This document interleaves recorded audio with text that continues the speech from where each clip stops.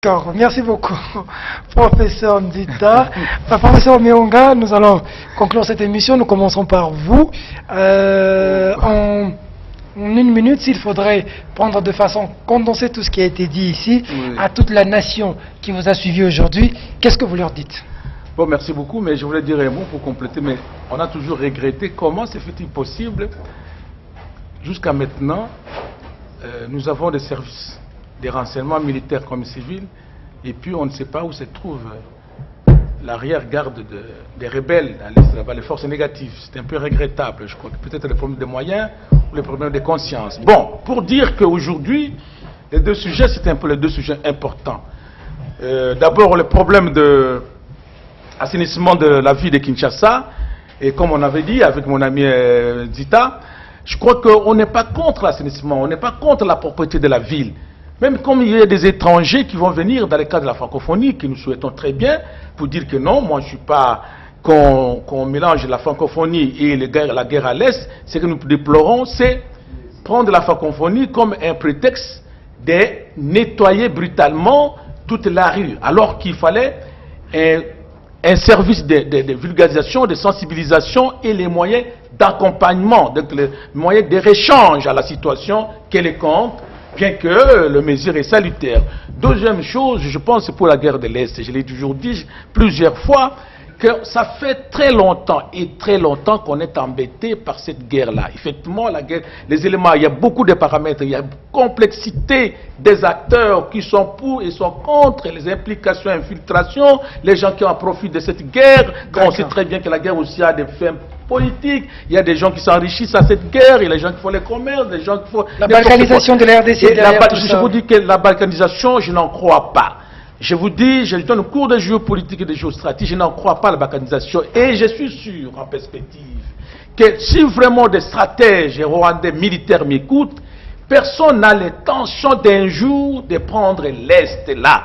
Parce que le Rwanda sait très bien, ça sera une guerre des générations. Aujourd'hui, nous allons mourir, mais l'histoire va nous rendre compte vous ne croyez pas la balkanisation? Jamais il n'y aura pas ça. Et pour ça, il n'y a même pas une idée de balkanisation selon vous? Non, je pense que tout simplement, il y a des petits commerces, il y a les profits de part et d'autre, des gens inviter aussi, des acteurs, mais je vous dis, je termine par la pitère en disant que concernant la balkanisation de l'Est, vous allez voir, même opposition, société civile, majorité, personne ne peut accepter, et vous allez voir si nous avons un mot d'ordre du sommet pour faire la mobilisation des ressources que nous avons, économiques, morales, naturelles pour faire la guerre. Je crois qu'à 2 jours, 3 jours, je crois que le Rwanda est envahi. Et Mobutu l'a montré lors de... Il y a un problème avec le Congo-Brazzaville. Il a dit, si je mets mon béret rouge à 1 heure, on va prendre le Congo-Brazzaville. Et tout le monde était prêt.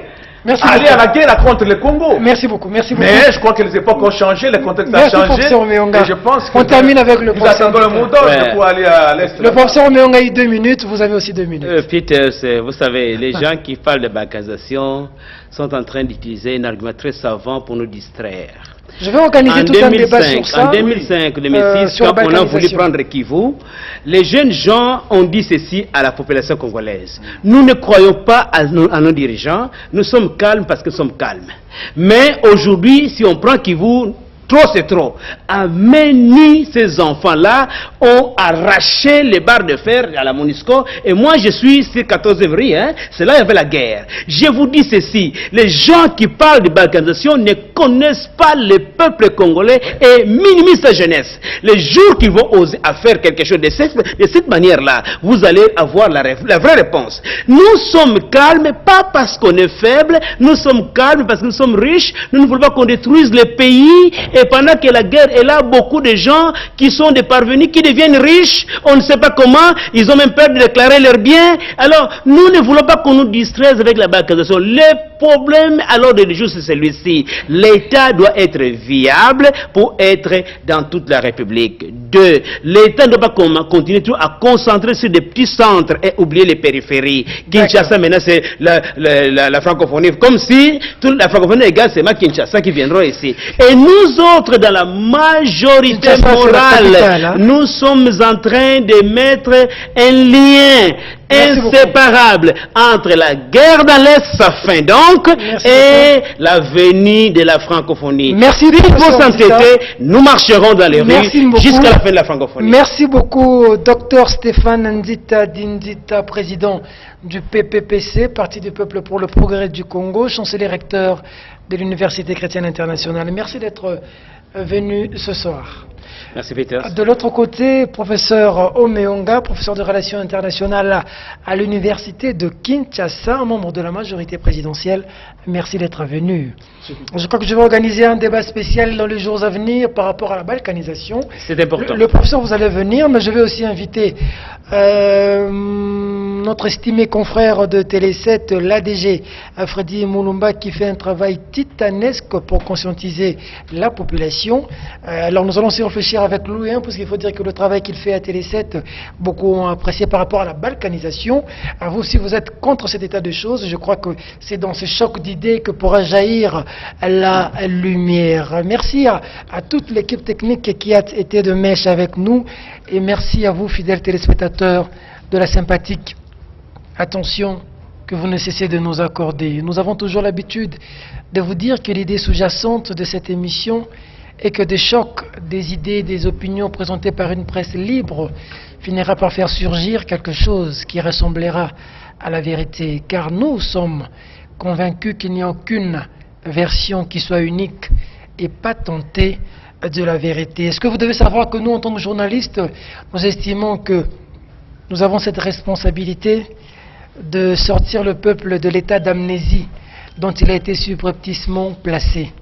Ça représente pour nous un sacré de droit et un indispensable de devoir. Mesdames, mesdemoiselles et messieurs, que vive les RDC. Au revoir. On se salue.